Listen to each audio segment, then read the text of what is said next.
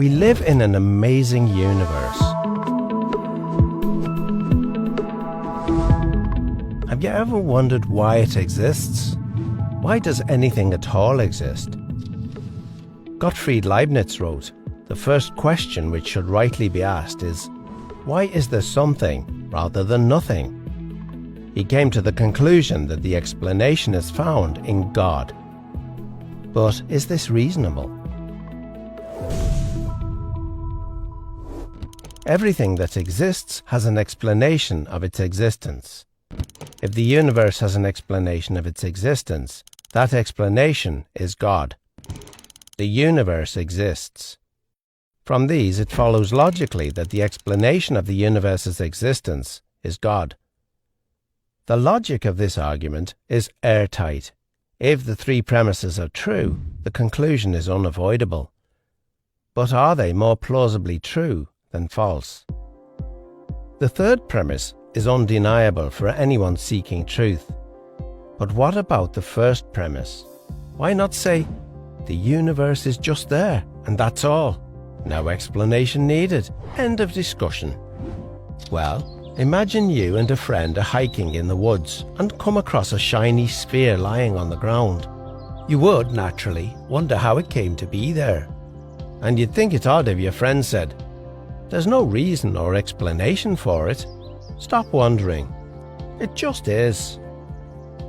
And if the ball were larger, it would still require an explanation. In fact, if the ball were the size of the universe, the change in its size wouldn't remove the need for an explanation. Indeed, curiosity about the existence of the universe seems scientific and intuitive. Someone might say, if everything that exists needs an explanation, what about God? Doesn't he need an explanation? And if God doesn't need an explanation, then why does the universe need an explanation? To address this, Leibniz makes a key distinction between things that exist necessarily and things that exist contingently. Things that exist necessarily exist by necessity of their own nature. It's impossible for them not to exist. Many mathematicians think that abstract objects like numbers and sets exist like this. They're not caused to exist by something else, they just exist by necessity of their own nature. Things that exist contingently are caused to exist by something else. Most of the things we're familiar with exist contingently. They don't have to exist. They only exist because something else caused them to exist. If your parents had never met, you wouldn't exist. There's no reason to think the world around us had to exist.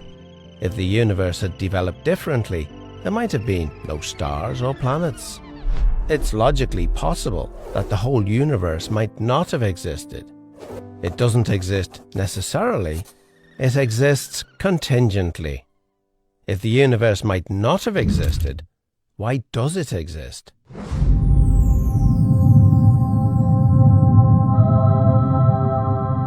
The only adequate explanation for the existence of a contingent universe is that its existence rests on a non-contingent being, something that cannot not exist because of the necessity of its own nature. It would exist no matter what. So, everything that exists has an explanation of its existence, either in the necessity of its own nature or in an external cause.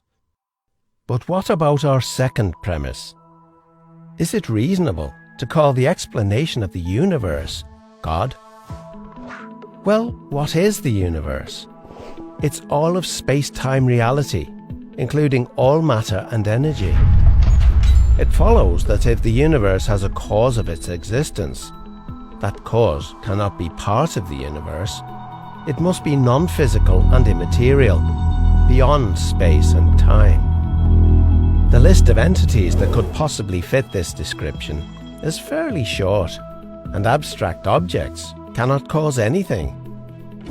Leibniz's contingency argument shows that the explanation for the existence of the universe can be found only in the existence of God. Or, if you prefer not to use the term God, You may simply call him the extremely powerful, uncaused, necessarily existing, non-contingent, non-physical, immaterial, eternal being who created the entire universe and everything in it.